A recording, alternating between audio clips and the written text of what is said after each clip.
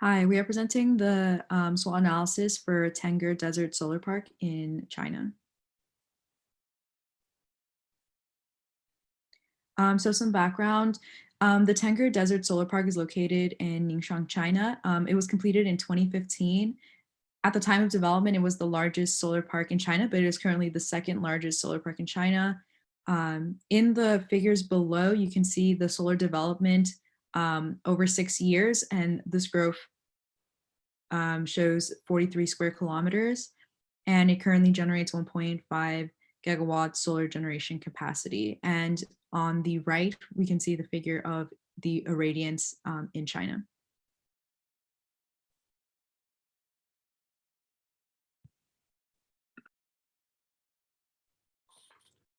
Okay, the strength of the Tengger Desert Solar Park include that it can provide a huge amount of power capacity. When it is completed, it can produce about 176 gigawatts of electricity total, which can supply over 600,000 homes in China. And it's also a optimal location for solar irradiance because it receives around 5 kilowatts per meter square daily and 1,825 kilowatts per meter square.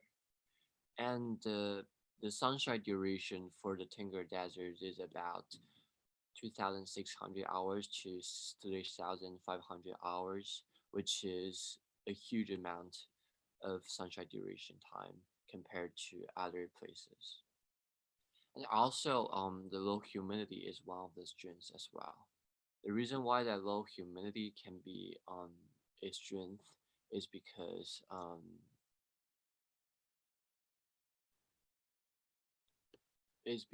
the mud and carbonates combine with humidity, and they can cause a formation of thin crust coating layer that is really hard to clean. And this process is also called soiling. So soiling can cause drastic reduction on solar absorption, and it is also hard to clean the soiling on solar panel because it is located in a desert where water resource is a scarcity. And also multiple cleaning is required, which can cause scratch and damage to the solar cell. Um, Also because the solar energy is a source of clean energy, therefore greenhouse gas is not produced, which results in significant reduction of greenhouse gas. So unlike natural gas, which has a CO2 emission factor of 56.1 kilogram per gigajoule, um, the power generated by Tengger Desert Solar Park can result in over 1 million ton reduction on coal consumption per year, which is equivalent to over 4 billion pounds of carbon dioxide. So this reduced amount of greenhouse gas also help reduce social cost up to $1 million per year. And solar energy also have a strength of low operating cost and maintenance cost because it is simpler and cheaper compared to wind and natural gas.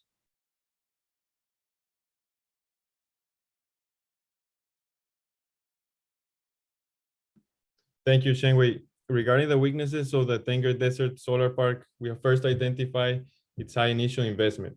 Given the farm's massive size, costs associated to land, equipment, and infrastructure are high, especially when operating in a desert. The second major weakness we have identified is curtailment.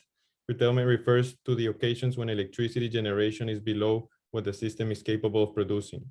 In the case of the Tengger Solar Park, most people in China live in the east side of the country, while the solar farm is located in the northwest, where demand is low. Such large distance creates challenges in transmitting energy, such as bottlenecks, oversupply, and issues with the electrical grid. At some points, the challenge has been so great that China's National Energy Administration has blocked the development of new power plants in the northwest area to prevent them from sitting idle. The third major weakness is harm to wildlife and habitat degradation.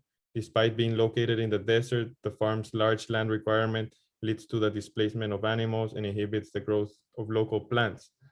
And lastly, dust storms are another weakness of the Tengger Desert Solar Park. Dense sand particles in the storms can reduce the absorption of solar energy and therefore degrade energy delivery, leading to a reduction in power output and increasing offsite costs. Okay, so for opportunities, we're mainly addressing policies in China. First of all, it is optimistic that the country as a whole is introducing a lot of different policies and laws regarding renewable energy.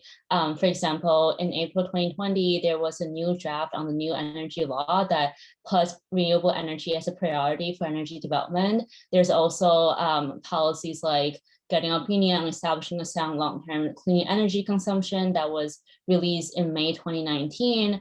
And also secondly, China as a whole is experiencing high growth in solar production. For example, the second half of 2020, within only 6 months, there was a growth of 36 gigawatts of solar, which is actually the annual installation in the past 3 years. And in 2020 in total, China produced 48.2 gigawatts of solar power, whereas US only produced 19.2.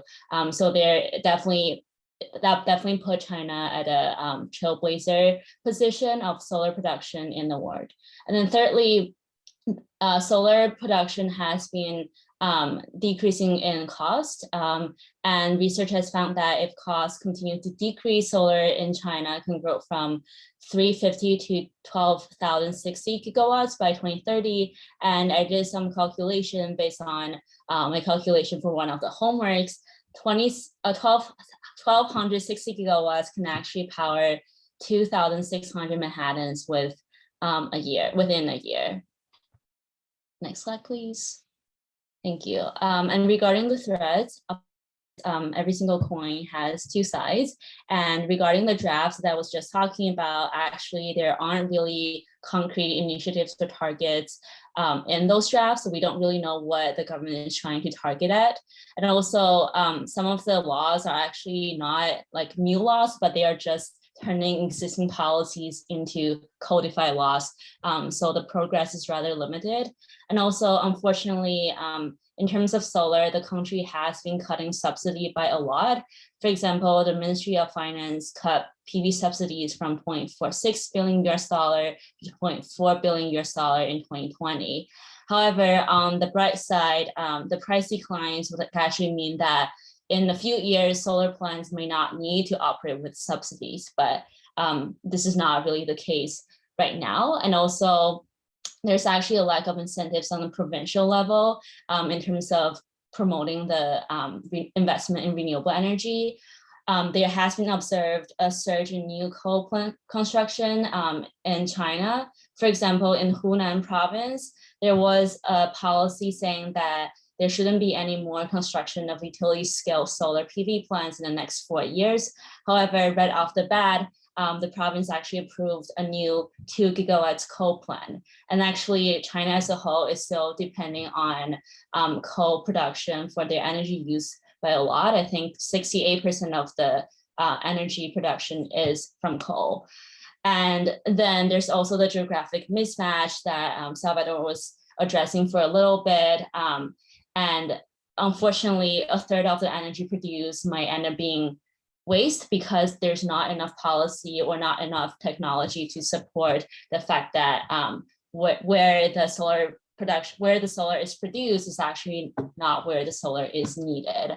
And lastly, the country has not really been addressing solar panel waste because solar panels at the end of the day will have to be replaced in 30 years. And usually the panels will consist of sulfuric acids, which are poisonous toxins that might contaminate the environment and also human health. So it's important to think about how we go about it.